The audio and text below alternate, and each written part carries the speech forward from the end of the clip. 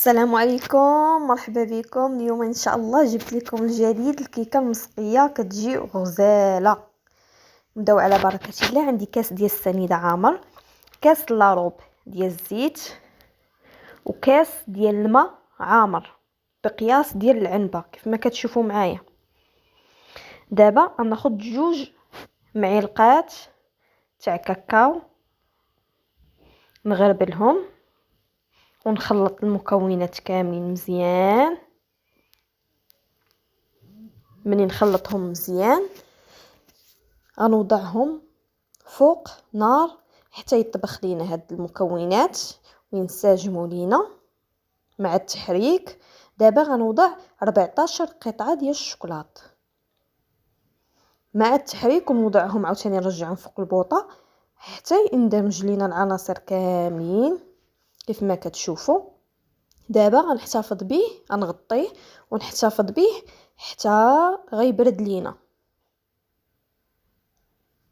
نغطيه بشي سلوفان ولا بلاستيك حتى يبرد. دابا من يبرد لينا غنوضعو في كاس ديال الخلاط الكهربائي ونطحنو مزيان حتى يولي لينا لاصوص. وعقاد ها هو يولى لينا لاصوص. دابا غناخذ منه كاس ديال العنبه كيف ما غتشوفوا، وغنحتفظ به، غنغطيه ونحتفظ به. وهذاك الخليط اللي بقى غنضيف عليه 3 تاع البيضات وقبيصه تاع الملحه. ناخذهم نطحنهم عاوتاني. من يطحنوا لينا انا نوضع كلشي يتخلط. دابا غنزيد عليهم كاس تاع فورص، هي كتهز لينا 2 كيسان فورص. دابا يلا غنوضع الكاس الاول وغنضيف عليه 3 ديال الخمارات.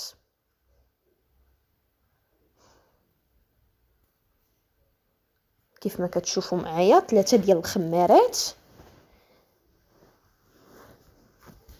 غنطحن هاد المكونات مزيان حتى ينسجموا لينا، ولكن الضراب باش ما يخسرش لينا الخلاط الكهربائي ضروري نضرب ونقطع، نضرب عاوتاني واحد شوي ونقطع.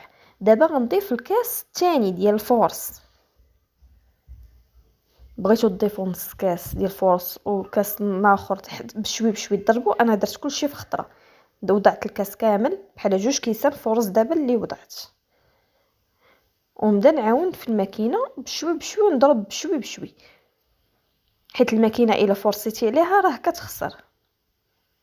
ديما نضرب الخليط شويه ونقطع، نضرب ونقطع باش نحتفظ على لا ماشين ديالي. هانتوما كيف ما كتشوفوا صافي غنطحنها مزيان.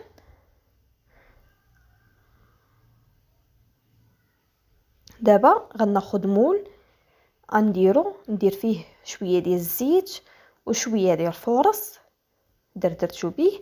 غنوضع الخليط كامل في المول.